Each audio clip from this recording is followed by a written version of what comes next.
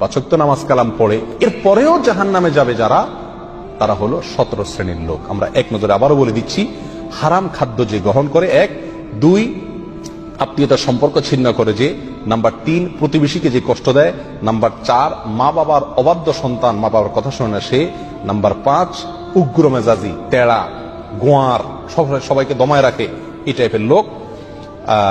Number 6 অধীনস্থদেরকে, প্রজাদেরকে, যে সমস্ত শাসকেরা, যে সমস্ত রাজারা, যে সমস্ত রাষ্ট্রপ্রধানেরা, সরকার প্রধানেরা বা যে যে লেভেলে আছে সে তার প্রজাদেরকে ধোঁকা দেয় যে তারা। নাম্বার 7 অন্যের সম্পদকে অন্যায়ভাবে আত্মসাৎকারী ব্যক্তি। নাম্বার 8 উপকার করে কারোর খোঁটা দেয় যে ব্যক্তি, সে জান্নাতে যাবে না।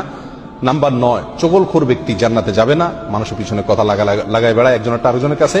নাম্বার 10 অন্যকে নিজের পিতা হিসাবে, নিজের বাবাকে না বলে পরিচয় না দিয়ে অন্যকে নিজের বাবা হিসাবে, পিতা হিসাবে পরিচয় দেয় যে ব্যক্তি, সে।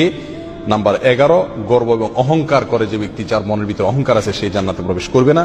নাম্বার 12 রাসূলুল্লাহ সাল্লাল্লাহু আলাইহি সাল্লামকে যে ব্যক্তি ফলো করে না, তার নির্দেশকে মান্য করে না, সেই ব্যক্তি। নাম্বার 13 অকারণে তালাক কামনা করে, তালাক চায় যে মহিলা, সেই মহিলা।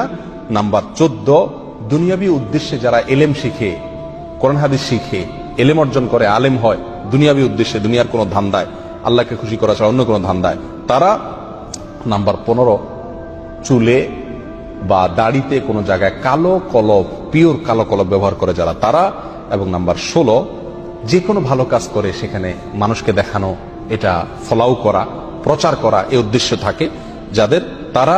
নাম্বার 17 ওয়ারিশকে বঞ্চিত করে তার হক থেকে, এরকম অভিভাবক। এই শ্রেণীর লোকেরা মুসলমান হয়েও জান্নাতি হতে পারবে।